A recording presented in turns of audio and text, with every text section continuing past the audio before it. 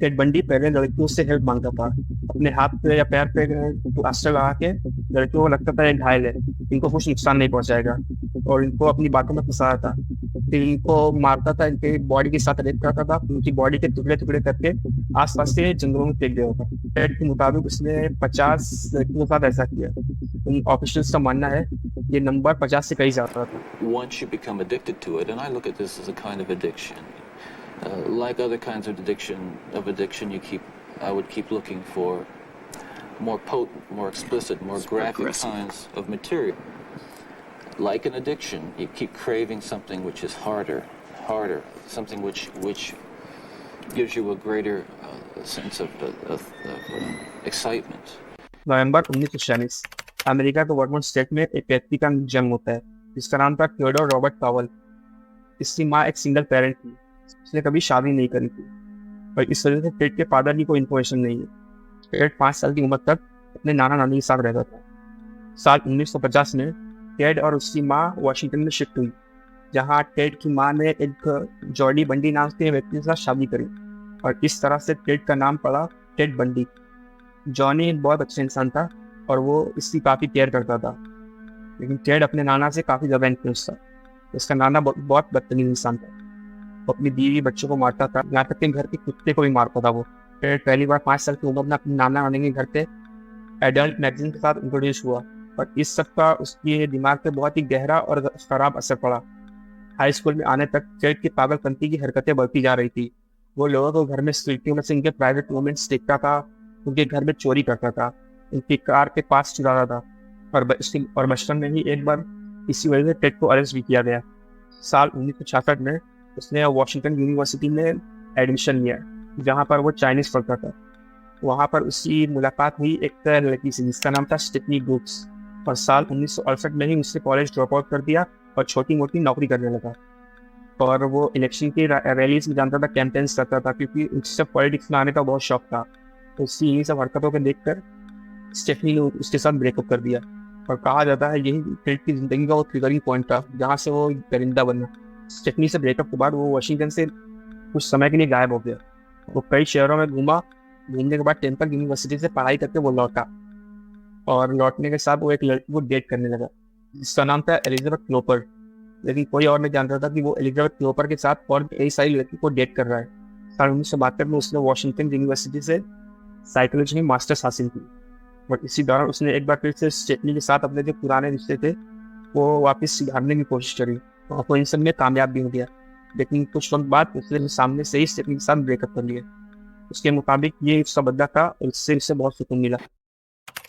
14 जनवरी 1974 Ted एक लेनी नाम की लड़की के अपार्टमेंट में घुसा, उसे मारा पीटा और उसे सेक्सुअली असॉल्ट किया, लेकिन वो मरी नहीं, वो जिंदा थी। और ये टेड का पहला ऐसा इंसिडेंट था। उसके बाद लिंडा एन हाइली, डोना जेन मैनसन, सुजैन एलन, उनके साथ और भी कई सारी लड़कियां जो कि यूनिवर्सिटी ऑफ वॉशिंगटन में पढ़ती थी, धीरे धीरे करके वहाँ से गायब होना शुरू हुई। लेकिन इसमें से कुछ आई विटनेस थे जिसने उन लड़कियों को गायब होने से पहले एक शख्स के साथ देखा था, जो एक वाइट अमेरिकन था। उसके हेयर ब्राउन थे और उसके हाथ पे प्लास्टर लगा हुआ था, लेकिन इसके बाद भी कोई टेड के ऊपर अभी तक शक नहीं कर रहा था। और 1 साल के अंदर अंदर जो भी लड़कियां गायब हुई थी, सारी लड़कियों के बॉडी पार्ट्स उसी एरिया के आसपास के इलाकों में मिलने लगे। तब जाके पता चला ये मामला सिर्फ किडनैपिंग का नहीं है, ये मामला सीरियल किलिंग्स है।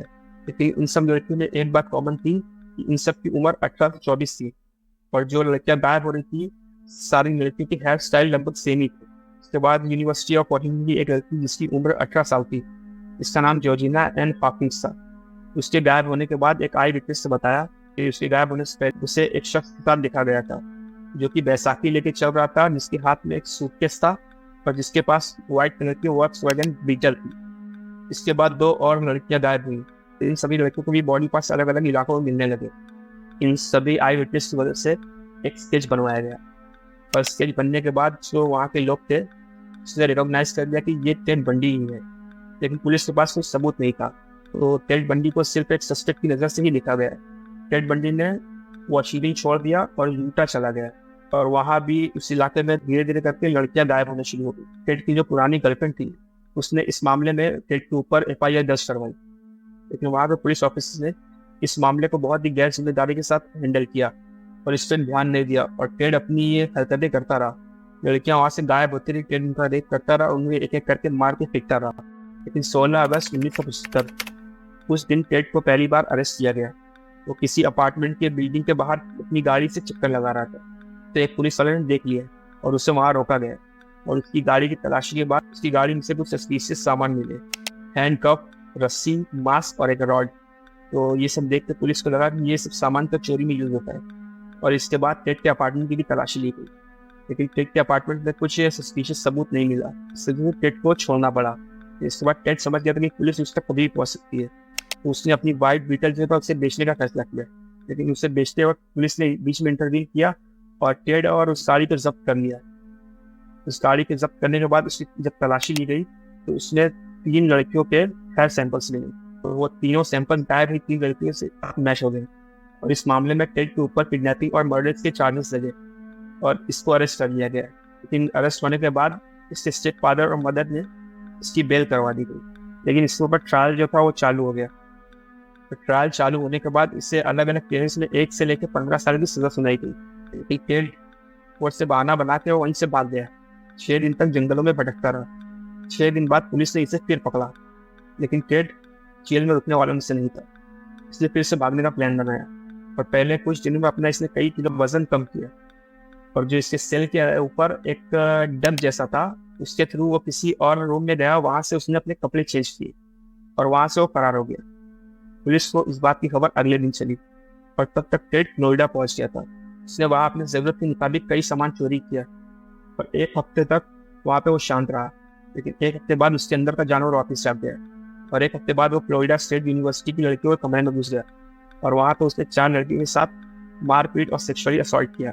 उसमें से 2 लड़कियां तुरंत मर गई और वो वहां से फरार हो गया। और उसके बाद उसने एक और मासूम लड़की को अपना शिकार बनाया। और आखिरकार 15 फरवरी 1975 को टेड को एक चोरी की कार के साथ अरेस्ट किया गया। ट्रायल चलने के बाद ज्यूरी मेंबर्स ने टेड को अलग अलग केस में 75 साल की सजा सुनाई, लेकिन टेड ने इस ट्रायल को मानने से मना कर दिया। ज्यूरी मेंबर्स को इसकी हरकतें देख के समझ में आ गया ये व्यक्ति दिमागी तौर पर बीमार है, पागल है, साइकोपैथ है। तो ज्यूरी मेंबर्स ने इसे मौत की सजा सुनाई और 10 फरवरी 1980 सुबह के वक्त इलेक्ट्रिक चेयर पर बिठा के टेड की सजा को अंजाम दिया गया। और इस तरह अंत हुआ एक साइकोपैथ सीरियल किलर का। दैट्स आज के इस वीडियो में इतना ही। अगर आपको वीडियो पसंद आया तो वीडियो को लाइक करिए और चैनल को सब्सक्राइब करिए।